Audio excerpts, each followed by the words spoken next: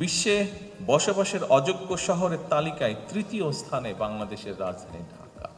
কয়েকদিন আগে খুব সময় বাসা থেকে অফিসে ফিরছিলাম, কোনো একটা সিগন্যালে একটু দাঁড়িয়েছি, একটা ছেলে, ও খেয়াল করেনি, এত গাড়ির মধ্যে খেয়াল করার কোনো কারণও নেই, কিছু একটা খাচ্ছিল, খেয়ে ওর হাতে একটা প্যাকেট ছিল, যে প্যাকেট থেকে বের করে খাচ্ছিল, তার প্যাকেটটা ঠাস করে ওখানে ফেলে দিল।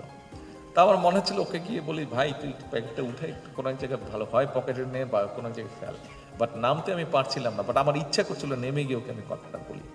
আমি অনুরোধ করব সকলে, বিশেষ করে যারা পরিবেশ নিয়ে কাজ করেন, দয়া করে এরকম বিষয়ে মানুষকে উদ্বুদ্ধ করার চেষ্টা করবেন। একটি খবর দিয়ে, গতকাল খবরটি আমার চোখে পড়েছে, সেই খবরটা বলে আপনাদের সামনে আমার বক্তব্যটা আমি উপস্থাপন করব। খবরটা আনফরচুনেট কি ফরচুনেট, এটি বিচারের দায়িত্ব আমি আপনাদের কাঁধে ছেড়ে দিচ্ছি, আপনাদের উপরে ছেড়ে দিচ্ছি। খবরটি গতকাল 8ই জুলাই প্রকাশিত হয়েছে। খবরটিতে বলছে, বিশ্বে বসবাসের অযোগ্য শহরের তালিকায় তৃতীয় স্থানে বাংলাদেশের রাজধানী ঢাকা। আজকে আমরা এখানে পরিবেশ নিয়ে কথা বলতে এসেছি। আমার মনে হয় এই বিষয়টি নিয়ে আমাদের সকলের সিরিয়াসলি না, ভেরি ভেরি সিরিয়াসলি বোধহয় চিন্তা করার সময় চলে এসেছে।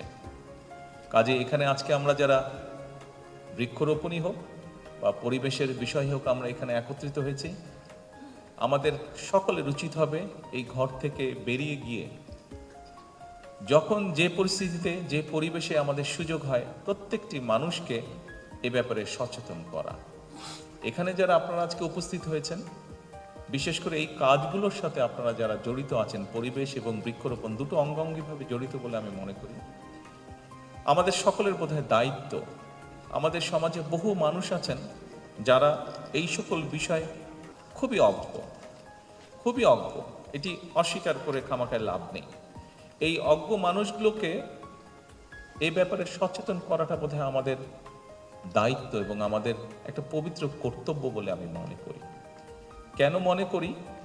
এই জন্য, আমরা যদি ঢাকা শহরের বিভিন্ন জায়গায় যাই, যে এলাকাতেই যাই না কেন, আমরা যদি ঢাকা থেকে, আপনাদের প্রত্যেকেরই এখানে নিজের গ্রামের বাড়ি অবশ্যই মনে হয় ঢাকা শহরের নয়, ঢাকা শহরের, ঢাকা জেলার বাইরে অন্য বিভিন্ন জেলায়, আমরা যখন হাইওয়েগুলো দিয়ে যদি যাই এবং হাইওয়ের দুপাশের অবস্থাগুলো যদি দেখি, তাহলে আমি যেই কথাটি বলতে চাইছি, এই কথাটি বোধহয় পরতে পরতে ফিল করার বোধহয় যথেষ্ট কারণ আছে। এবং গত পরশুদিন আমি সাভারে গিয়েছিলাম সেনাবাহিনীর একটি প্রশিক্ষণ কেন্দ্র দেখতে। যার সময় দুপাশে মিল ইন্ডাস্ট্রি আছে, অবশ্যই সেটি একটি ভালো বিষয়, কিন্তু মিল ইন্ডাস্ট্রির কারণে সবকিছু মিলিয়ে দুপাশের রাস্তার যে অবস্থা, এটি আপনাদের প্রত্যেকেরই চোখে পড়েছে। আমার মনে হয় কোনো একটি সভ্য দেশে, একটি সিভিলাইজড দেশে এরকম পরিস্থিতি বোধহয় হওয়ার কারণ নয়। এই অবস্থা তৈরির জন্য কম বেশি আমরা যেরকম সকলেই দায়ী, আমি ব্যক্তিগতভাবে মনে করি আমরা সকলে চেষ্টা করলে এই অবস্থার পরিবর্তনটি আমরা করতে পারব। আমার মনে হয় আজকের এই বিশ্ব পরিবেশ দিবস উপলক্ষে বোধহয় এরকম একটি প্রতিজ্ঞা বা শপথ বোধহয় আমাদের প্রত্যেকের নেওয়া উচিত আছে। উপস্থিতিবৃন্দ, প্লাস্টিক বর্জ্য উল্লেখযোগ্যভাবে কমিয়ে আনার লক্ষ্যে সরকার ইতিমধ্যে কাজ শুরু করেছে বা করার চেষ্টা করছে সরকার।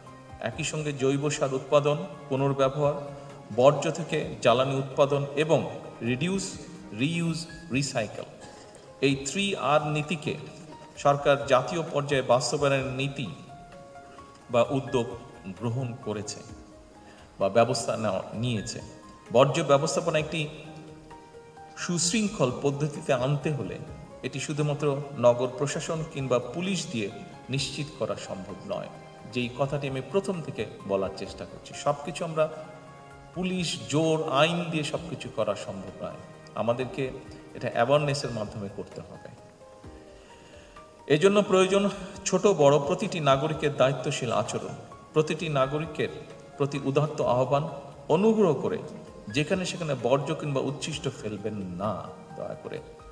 আসুন আমরা চেষ্টা করি আমাদের বন্ধু বান্ধব আত্মীয় স্বজন পরিচিতি পরিজন সবাইকে এই বিষয়টি সুযোগ পেলেই বলা। কয়েকদিন আগে এটি অবশ্য খুবই নিত্য নৈমিত্তিক একটি দৃশ্য।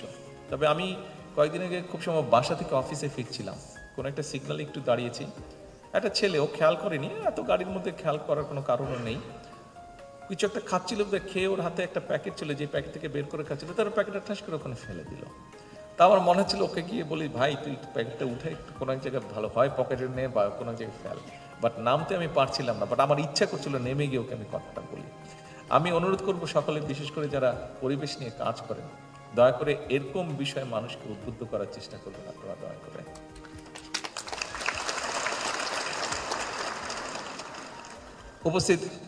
সকল উপস্থিতবৃন্দ, মানব সমাজের সুস্থ এবং নিরাপদ জীবনের জন্য এতক্ষণ আমরা বৃক্ষরোপণ কিংবা পরিবেশ সংরক্ষণ নিয়ে কথা বলেছি। আরেকটা বিষয়ের প্রতি আমাদের একটু সতর্ক থাকা প্রয়োজন।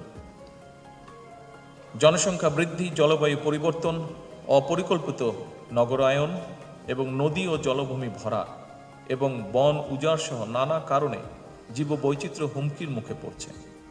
এসব কারণে বন্য প্রাণী, জলজ উদ্ভিদ এবং প্রাণীর আবাসস্থল অস্তিত্ব সংকটে বাধ্য। একটু আগে আমি ওই যে একটা অ্যাওয়ার্ড দিলাম আদনানকে আমি চিনি, আর অনেকেই আছেন আদনানের মতন, আদনানকে আমি চিনি। এই বিষয়টি নিয়ে এই যে ও এখন আমি বললাম যে কি খবর, ও আবার আদনান কোথায় গেল, ওই যে আদনান ও আবার সাপ ধরতে পারে। তা আমি আবার জিজ্ঞেস করলাম, পকেটে সাপ টাপ নেই তো তোমার? তো এখন আমি জিজ্ঞেস করলাম যে ও নিজে থেকেই বললো যে এই প্রোগ্রাম শেষ করে ও বোধহয় কেরানীগঞ্জ যাবে, কোনো একটা বাড়িতে সাপ ঢুকেছে।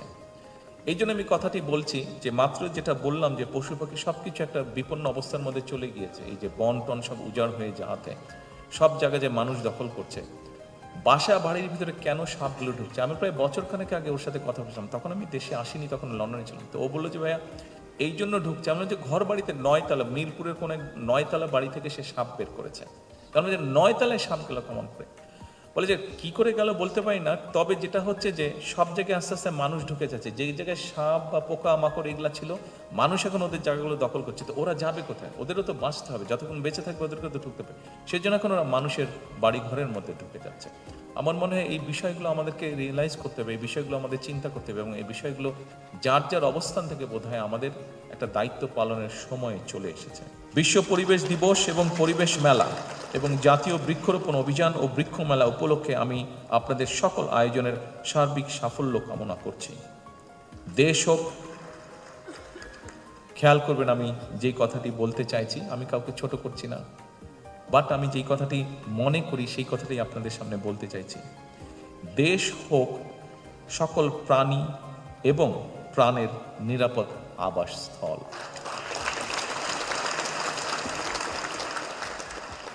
সম্মানিত সকল উপস্থিতিবৃন্দ, এই প্রত্যাশা রেখে আমি আমার আজকের বক্তব্য শেষ করছি। আল্লাহ হাফেজ।